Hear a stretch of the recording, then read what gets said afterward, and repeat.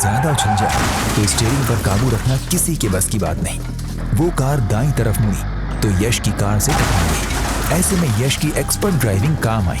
उसने गाड़ी को बेकाबू होने नहीं दिया और बड़ी सफाई से आगे निकलता चला गया। हालांकि इस टक्कर से उसकी कार भी थोड़ी उछल गई थी। जिस कार से उसकी टक्कर हुई थी वो यश की लैंड क्रूजर से हैवी नहीं थी। इस टक्कर से वो कार एक झटके में उलट गई और रोड पर घिसटते घिसटते जोर की कलाबाजी खा गई। Oh my God! राज के मुंह से डरी सी चीख निकली। इसके साथ निशा भी तेजी से मुड़कर पीछे की ओर देखने लगी। उन दोनों ने देखा कि जब कार रुकी तो उसके पहिए आकाश की तरफ ऊपर थे और उसकी छत जमीन से लगी थी। शायद कुछ पिचक सी गई थी। उसके डोर खुल गए थे। यश ने घबराकर जोर से ब्रेक लगाए। ये क्या कर रहा है? राज चीखा। बस भाग ही ले यहाँ से भाई। राज साहब ठीक कह रहे हैं। निशा जल्दी से बोली। रुकेंगे तो फंस जाएंगे किसी चक्कर में। कम से कम ड्राइविंग करने वाला मरा नहीं है। मैंने उसकी हल्की सी झलक देखी थी। वो घिसटते हुए बाहर निकल रहा था। कोई ना कोई उसे लिफ्ट देकर हॉस्पिटल तक पहुंचा ही देगा। वापस जाना पड़ेगा लिफ्ट देने वाले को, क्योंकि दूर तक कोई हॉस्पिटल दिखा नहीं। राज ने अपना ख्याल जाहिर किया।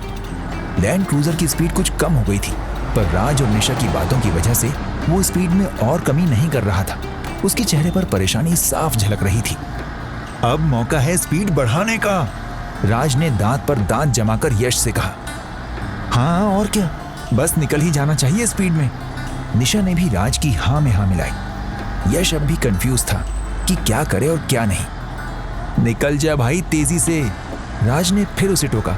स्पीड बढ़ा।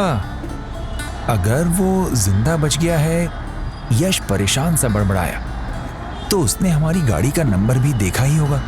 वो बयान देकर बता देगा पुलिस को। अरे एक्सीडेंट की वजह से उसका ध्यान ही नहीं गया होगा नंबर प्लेट की तरफ। खुद को संभाले कि नंबर प्लेट देखे, निशा झट से बोली। ये बात बिल्कुल सही कही आपने। इस बार राज ने निशा का साथ दिया। क्या हमने उसकी कार का नंबर देखा था, जबकि उस वक्त एक्सीडेंट भी नहीं हुआ था? भाई स्पीड बढ़ा ना, राज ने फिर उसे टोका। जब मैं स्पीड बढ़ाता था तो चिल्लाता था कि कम कर कम कर। अब स्पीड बढ़ाने की जिद कर रहा है। यश ने चिढ़कर कहते हुए एक्सीलरेटर पर पैर का दबाव बढ़ा दिया। ले बढ़ा दी, अब चिल्लाना मत। ठीक है, बस स्पीड में निकल जाए यहाँ से भाई, राज ने उसे प्यार से पुचकारा। अरे बढ़ा तो रहा हूँ स्पीड, यश की आवाज भर्राई हुई थी। अब जान क्यों निकल रही है? राज ने कहा। मेरी बात नहीं मानी ना, कह रहा था कि इतनी स्पीड में मत चला भाई, एक्सीडेंट हो सकता है। अब देखा जाएगा जो होगा, निशा ने कहा।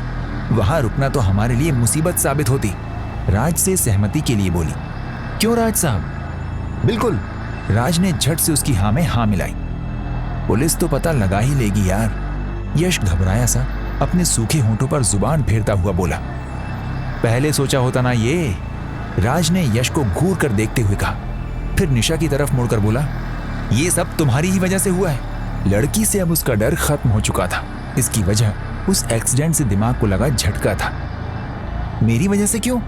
निशा ने नाराजगी से पूछा। तुमने ही इसे उकसाया था। पीके, राज ने उसकी नकल उतारते हुए तेजी से कहा। इस पर निशा हंस पड़ी। इन हालात में राज को उसका हंसना बड़ा ही अजीब सा लगा और उसका दिमाग फिर से भटकने लगा। चुड़ैलों पर ऐसी बातों का क्या असर पड़ता है? वो तो किसी बात को इंपॉर्टेंस देती ही नहीं। राज विंड स्क्रीन से सामने देखता यश से बोला। हाँ, ये स्पीड ठीक है, शाबाश। अब हम जल्द से जल्द यहाँ से दूर निकल जाएंगे। यश ने फीकी मुस्कान के साथ व्यंग किया। क्यों, अब डर नहीं लग रहा है? इतनी बड़ी मुसीबत से जो बचना है, राज ने झट से जवाब दिया। मुझे डर है कि बच नहीं पाएंगे, यश ने चिंतित स्वर में कहा। भाई अब शकुन वाली बात मुंह से निकालना ही नहीं चाहिए, राज ने उसे टोका। क्या हम तुम पर विश्वास कर सकते हैं निशा? यश ने सामने नजर गड़ाए निशा से पूछ लिया। किस बात का? निशा ने सवाल पर सवाल दाग दिया। कि तुम इस घटना के बारे में किसी को कुछ नहीं बताओगी? यश ने उससे अपना डर जाहिर किया। मैं तुम्हारी गाड़ी में एक्सीडेंट के टाइम पर थी, अगर ये बताऊंगी तो क्या पुलिस मुझे छोड़ेगी? निशा ने ठोस तर्क दिया। इस पर यश चुप हो गया, पर राज सोचने लगा कि निशा ने मसले का कोई सही हल तो नहीं बताया है, लेकिन फिर भी उस पर विश्वास करने के सिवा क्या चारा था। घने बादल अब तेजी से नजदीक आ रहे हैं, और तेज चलाओ यश, निशा बोली। निशा अब उनसे बेबाकी से बात करने लगी थी। और कोई समय होता तो राज और यश को उसका ये अंदाज पसंद नहीं आता, लेकिन इस समय उन दोनों का दिमाग उस घटना की वजह से उलझा हुआ था। इसके अलावा उसे खुद से फ्री होने की शुरुआत तो यश ने ही कर दी थी।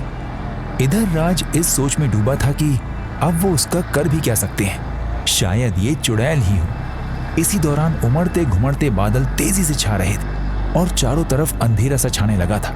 निशा बदलते मौसम को देखते हुए बोली, अगर हम बारिश शुरू होने से पहले हवेली पहुंच जाए तो बहुत अच्छा होगा। इस बात पर राज बुरी तरह चौंका।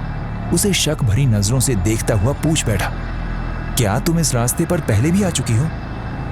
जब छोटी थी तब बहुत आती थी, बाद में शायद 1-2 बार ही आई होंगी। क्या? दोनों के मुंह से एक साथ निकला। इसके अगले भाग में आप सुनेंगे ये रहस्यमय लड़की निशा आखिर थी कौन?